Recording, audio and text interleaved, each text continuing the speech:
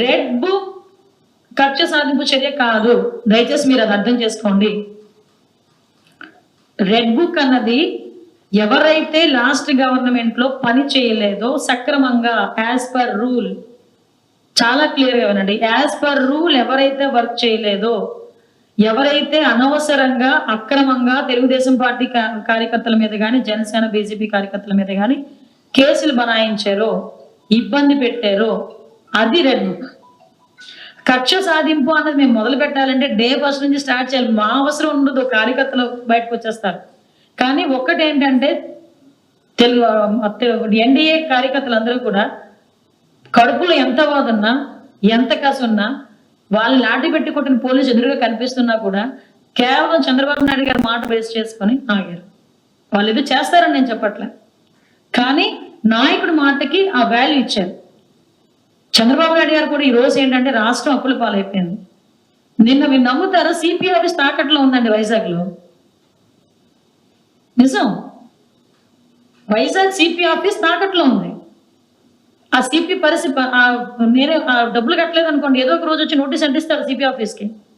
ఎక్కడికి వెళ్ళిపోతాడు సిపి పెట్టిబేడ పట్టుకొని. ఈరోజు సిచ్యువేషన్ అంత దారుణంగా ఉంది. ఈ టైంలో లాండ్ కొట్టా, ఈడిని కొట్టా, ఆడిని చంపా, ఈడిని చంపా, అది కాదు అవసరమా? ఇంత 164 సీట్స్ ఇచ్చారంటే చంద్రబాబు నాయుడు గారి మీద ఎంత నమ్మకం లేకపోతే ప్రజలు ఇస్తారు చెప్పండి? ఆ నమ్మకాన్ని నిలబెట్టుకోవడం ముఖ్యమా? సో మాకు కావాల్సింది వాళ్ళు ఒక 2% 3% ఎగిరిపడే వాళ్ళని ఎలాగోలా మీకు కూర్చోబెడతాం. ఆ సిస్టమ్ మా దగ్గర ఉంది. మిగతా 90% వాట్ ఎవరి ఏం కోరుకుంటున్నారో దాని మీద మేము పనిచేయాలి. నేను ఎగ్జాంపుల్ చెప్పా, అలాంటి మీ నంబరు సెక్యూరిటీ ఆఫీస్ తాకట్లో ఉంది, కలెక్టర్ ఆఫీస్ తాకట్లో ఉంది, సిపి ఆఫీస్ తాకట్లో ఉంది. అలాగ ఒకసారి రాష్ట్రం మొత్తం డిపార్ట్మెంట్ వాళ్ళు ఒకసారి చెక్ చేసుకుంటే ఎన్ని పోలీస్ స్టేషన్లు, ఎన్ని సిపి ఆఫీస్, ఇదైనా ఈ బిల్డింగ్ ఉందో లేదో చూడాలి, ఒకసారి తాకట్లో ఉందో లేదో. నిజం అండి, ఒకసారి చెక్ చేసుకోవాలి మనం కూడా ఎప్పటికెప్పుడు. ఇది నిజంగా ఈ ఆఫీస్ చంద్రబాబు నాయుడు గారు కట్టించిన ఆఫీస్. నాకు AP housing corporation, police housing corporation వాళ్ళు వచ్చారు నా దగ్గరికి. ఈ 5 సంవత్సరాల్లో ఇది ఒకటేనండి లాస్ట్ ప్రాజెక్ట్ కట్టింది వాళ్ళు. వాళ్ళకి ఏదైనా కన్స్ట్రక్షన్ ఇస్తే 5% తీసుకొని వాళ్ళు దీనికి వెళ్తారు, జీతాలకు వెళ్తారు.